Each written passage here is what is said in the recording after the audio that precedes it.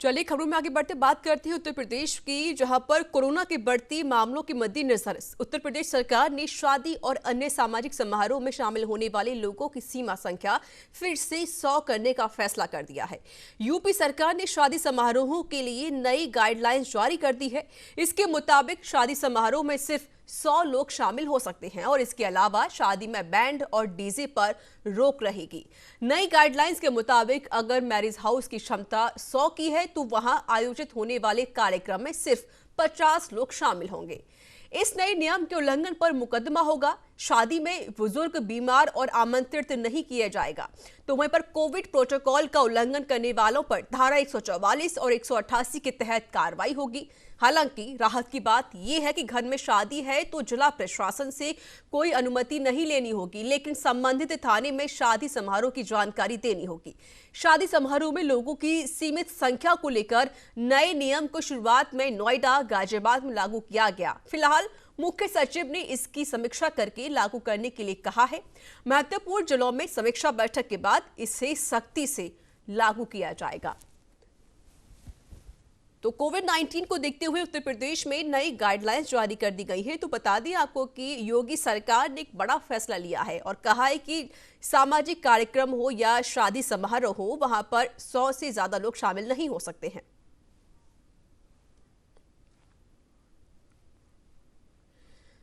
और हमारे साथ जुड़ चुके इस पर अधिक बातचीत करने के लिए वरिष्ठ पत्रकार प्रभात त्रिपाठी। सर, स्वागत है आपका न्यूज इंडिया में। जी ऋचा जी, बताएं। जी सर, कह सकते हैं कि उत्तर प्रदेश सरकार ने बड़ा फैसला लिया है, क्योंकि जिस तरीके से कोविड-19 की जो ग्राफ है, जो संख्या है, वो बढ़ती हुई जा रही है। लेकिन इस बीच विशेष ध्यान भी देना होगा, क्योंकि जो लोग हैं, अब शादी का सीजन चल रहा है, जाहिर है, तो वहां पर लोग काफी लोग इकट्ठा होते हैं, शादी समारोह में जाते हैं। लेकिन इस बीच उत्तर प्रदेश सरकार की नई गाइडलाइंस जारी की गई है, जहां पर किसी भी सामाजिक समारोह में 100 से ज्यादा लोग शामिल नहीं हो सकते हैं। क्या कहेंगे आप?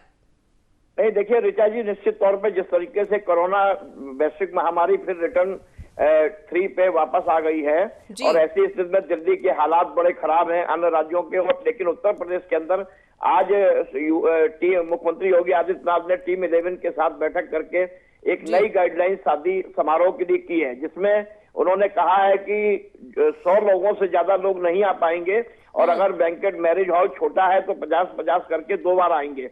और उन्होंने बैंड बाजे और डीजे पर पाबंद लगा दिया और बुजुर्गों और बीमार लोगों को शादियों में शामिल होने पर रोक लगा दी है। अगर उसका कोई पालन नहीं करेगा तो उसमें मुकदमा दर्ज होगा। लेकिन इसको समझना होगा कि जिस तरीके से कोरोना जैसी महामारी के बाद लगातार, चाहे वो बिहार का चुनाव हो, चाहे यूपी में राज्यसभा का चुनाव हो, भारतीय जनता पार्टी की, चाहे वो केंद्र की सरकार हो चाहे यूपी सरकार हो, निश्चित तौर पे ये दोहरा मापदंड जो है, ये भी एक बहुत परेशान करने वाली स्थिति है।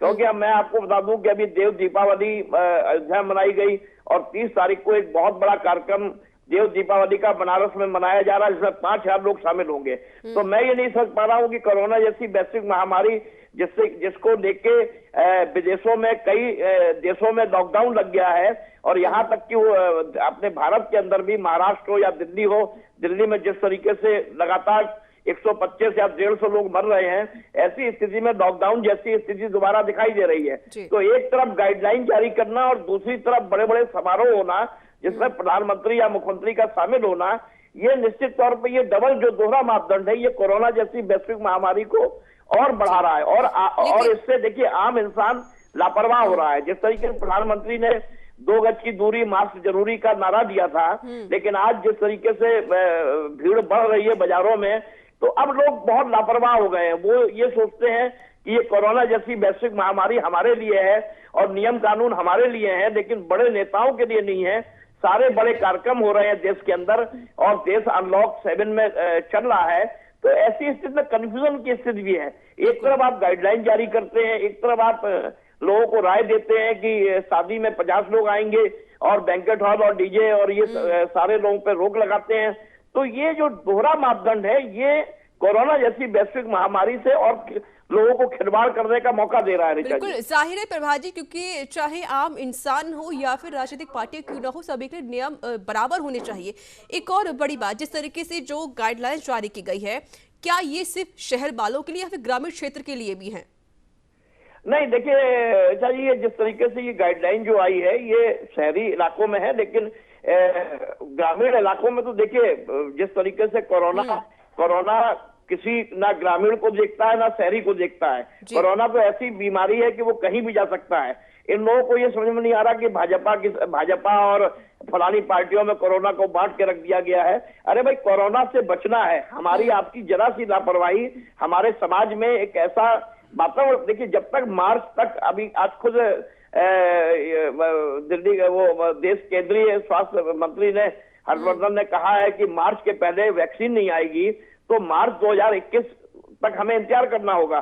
तो ऐसी स्थिति में अगर हम किसी भी कानून या किसी भी गाइडलाइन का पालन कराना है तो मुझे दोहरे मापदंड से बचना होगा और सख्ती से पालन कराना होगा। हमें जुर्माना बढ़ाना होगा और हमें जागरूक करना होगा और हमें आपको भी खुद जागना होगा कि इस वैश्विक महामारी की जिसकी कोई वैक्सीन नहीं बनी है, कोई दवाई नहीं बनी है, हम मास्क लगा के सोशल डिस्टेंसिंग करके ही इस वैश्विक महामारी को भगा सकते हैं। तो निश्चित तौर पे गाइडलाइन बनी है, उसका स्वागत किया जाना चाहिए, लेकिन दोहरे मापदंड से मैं तो नहीं समझता हूं कि कोरोना जैसी जो लोग लापरवाही करने लगे। क्योंकि देखिए ऋचा जी, इसको समझिए, जिस तरीके से बाजार में एकदम से भीड़ जा रही है और जिस तरीके से लोग निकल पड़ते हैं और लोग लापरवाही कर रहे हैं, ये सबसे बड़ा चिंता का विषय है। दिल्ली के अंदर लगातार लापरवाही के कारण दिल्ली के अंदर केसेस बढ़े हैं। अब थोड़ा रोक लगाया है कि एनसीआर नोएडा में अगर कोई दिल्ली से प्रवेश करेगा तो वो रैंडम टेस्ट होगा, जांच होगी। लेकिन मेरा ये कहना है कि कोई भी कानून बने, कोई भी एडवाइजरी जारी हो तो उसका सख्ती से पालन हो और बड़े बड़े समारोह भी इसमें स्थगित करने चाहिए। बिल्कुल, क्योंकि अगर जब इलेक्शन होते हैं, चाहे वो किसी भी इस तरह के इलेक्शन क्यों ना हो, वहाँ पर भीड़ देखी जाती है या सरकार की तरफ से जितने प्रोग्राम किए जाते हैं वहाँ पर भीड़ देखी जाती है, तो जाहिर है इसमें दोहरापन नहीं अपनाना चाहिए। जो नियम आम जनता के लिए है वो नियम सरकार को भी अपनाने होंगे। बहुत बहुत शुक्रिया सर, हमसे बातचीत करने के लिए, अपनी बात को साझा करने के लिए।